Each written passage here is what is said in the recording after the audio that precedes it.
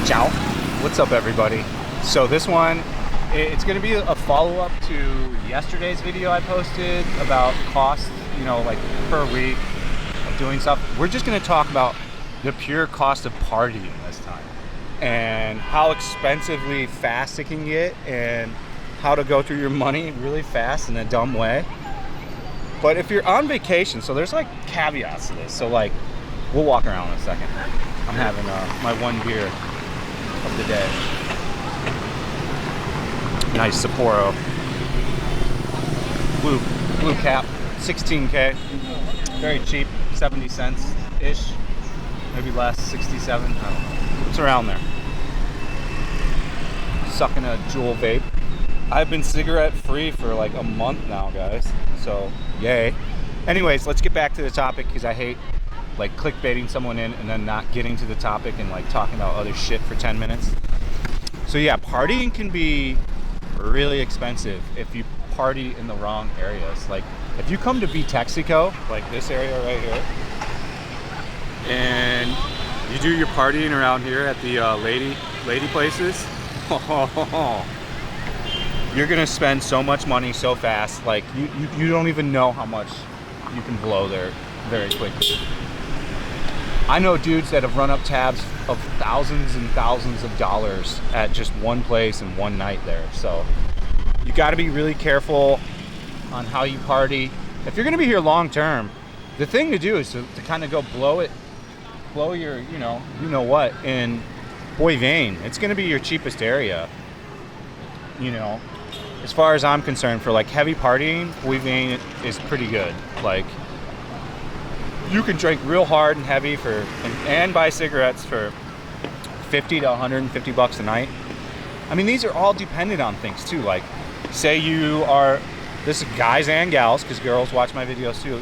Say you're a girl and you find a dude and you might spend more money that way. Same with like a guy, if you find a gal, you might party a little harder and start buying her shots and buying her rounds, buying her balloons.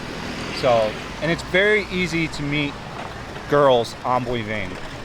Pre-pandemic, like I don't know because I can only speak of my own experience on this, but you know, pre-pandemic, no problem. You could go rock out to Boivin and meet people all day long. You can meet anyone. You can meet new friends there, all kinds. Like one of my first times there, I met like a whole teaching crew that they were fun to drink with. They were all severe alcoholics. Like, you could tell that they just taught and went and drank every night. Yeah, it's super easy to spend a lot of money partying if you're not conscious of it. Like, if you're just a tourist and you're coming for 2 weeks, no big deal, blow through that money, man. But if you're gonna be here long term and you came with a set amount of money and you don't wanna like literally waste all of it immediately, then it might be in your interest to pace yourself. Don't get stuck in lady bars. Be smart about your money. They see they're on film.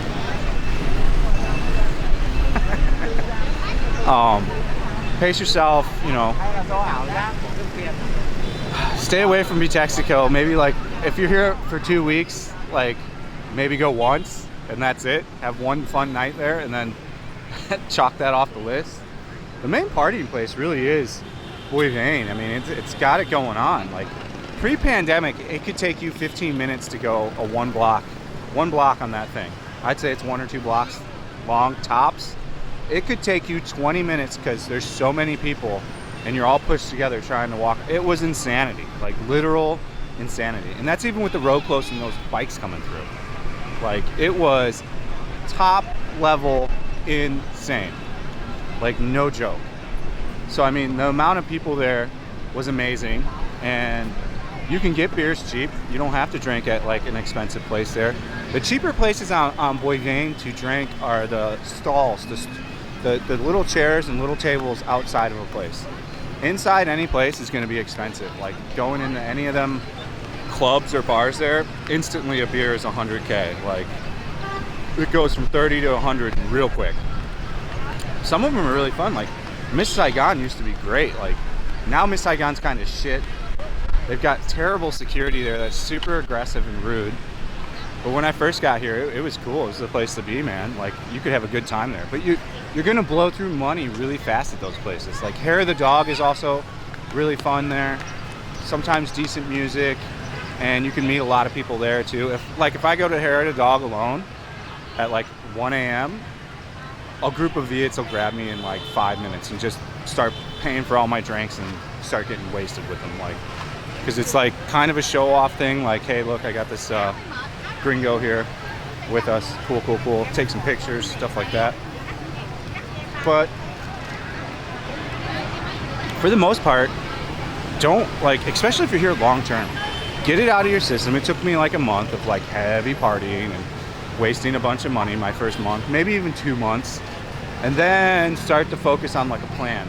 Like, be like, oh, I don't have to go, like, because there's this great feeling when you get here, like, I gotta go out every night. Like, if I would just try to sit at home my first month, like after I had an apartment here, I would be like, but maybe I could go out to Boy Van.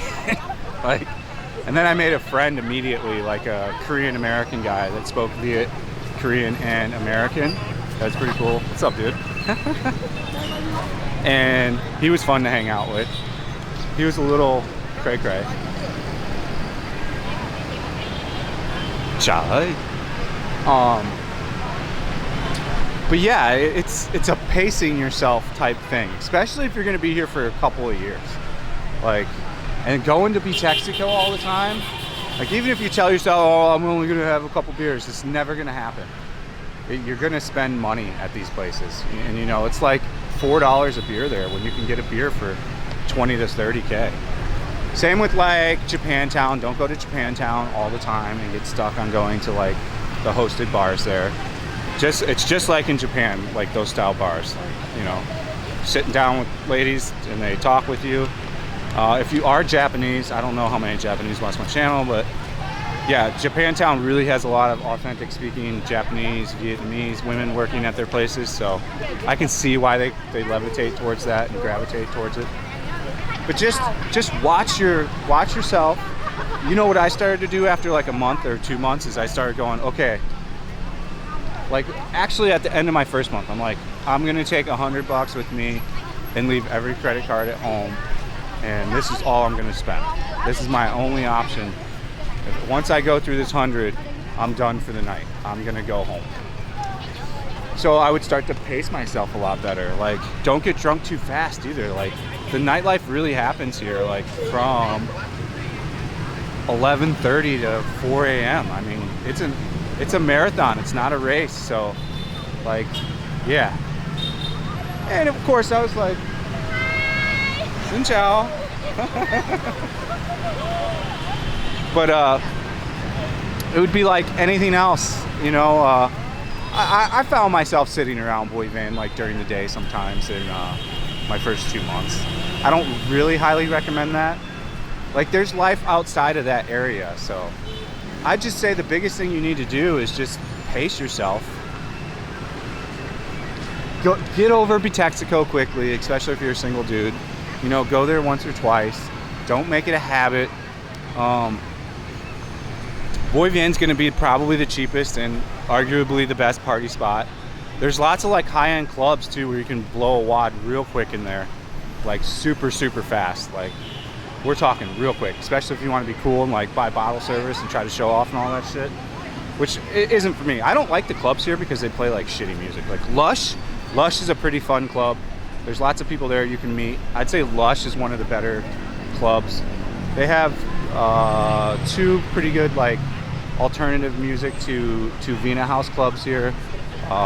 Lighthouse and what's the other one? I'm forgetting the name. Maybe I'll put it in the description.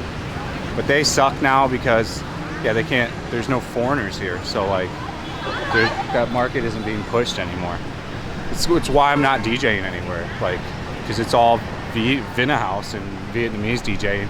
And like, a Viet DJ, I'll DJ for like the whole night for like 200K.